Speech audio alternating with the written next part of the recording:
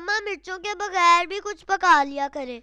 हाय हाय, यही सुनना बाकी रह गया था औलाद से। हमारे माँ बाप जो मर्जी खिला देते थे, जितनी मर्जी मिर्चें डाल देते थे, चुप करके खा लेते थे। अस्सलाम वालेकुम, वेलकम टू माय चैनल। और इसी तरह की माओं की मुश्किलें हल करने के लिए तो मैंने चैनल बनाया है। इन कबाबों में मिर्चें वैसे तो ना डालो, डाल भी दो तो पता ही नहीं चलता, इतने अच्छे कबाब है, मिर्चें हजम कर जाते हैं। और देखें कितने यमी है, टेस्टी है, दिल करता है खाई जाओ खाई जाओ खाई जाओ। इसमें हमने क्या डालना है? डालना नहीं है, इसको हमने कोट करके तलना है। एक अदद अंडा है और उसमें तकरीबन 1.5 टेबलस्पून मैंने चिली गार्लिक सॉस डाला है और चुटकी भर नमक। और उसको अब मैं अच्छी तरह से फेंट लूँगी। और इसको फेंटने के बाद हमने जो कबाब अपने बना के रखे हैं उसको हम इसमें डिप करेंगे। और ये हैं पास्ता रोल्स। इसमें आप कोई भी पास्ता डाल सकते हैं अपनी मर्जी का, जो भी घर में पड़ा हो, या कोई भी मैकरोनी, एल्बो शेप, कोई भी शेप ले सकते हैं। नूडल्स भी इवन यूज़ कर सकते हैं। और ये देखिए हमने अपना कबाब डिप किया और अंडे में, और उसको हमने डाल दिया पैन में। अब ये जो तेल है ये मीडियम फ्लेम पे 10 मिनट से गर्म हो रहा था। उसके बाद उसमें कबाब डालते के साथ ही निकाल लेने हैं, क्योंकि अंडा है सिर्फ, और अंडा तो आपको पता है फटाफट कलर पकड़ता है तेल में। तो बस आपने कबाब डालने हैं और हिलाना है कि सारी साइडों से कलर आए 1 मिनट में, और बाहर निकाल लेना है। अब हम देखते हैं कि इन कबाबों में डाला क्या था हमने।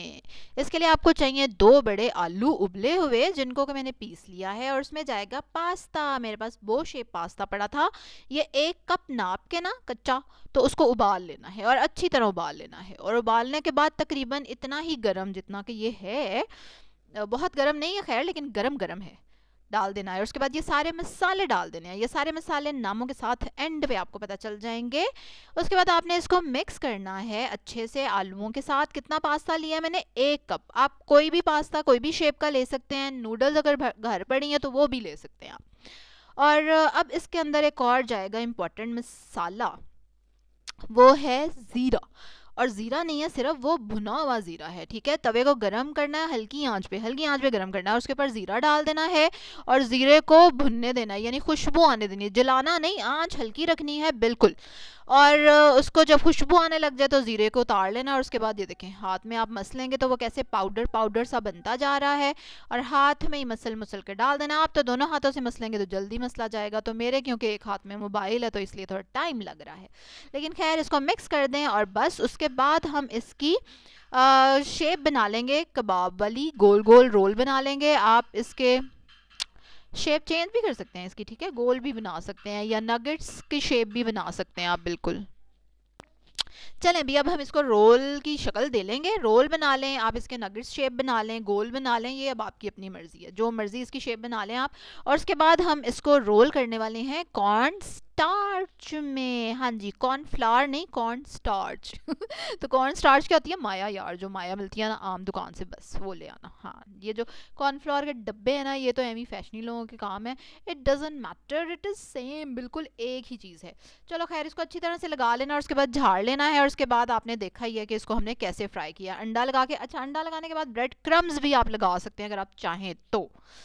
अब हम मसाले देख लें जो हमने इसमें डाले थे। 1 टीस्पून चाट मसाला है, 2 हरी मिर्चें हैं कटी हुई, और एक तकरीबन 2 टेबलस्पून प्याज है रेड वाला, और ये है हरा लहसुन, ग्रीन गार्लिक है, ना हो तो बेशक ना डालें।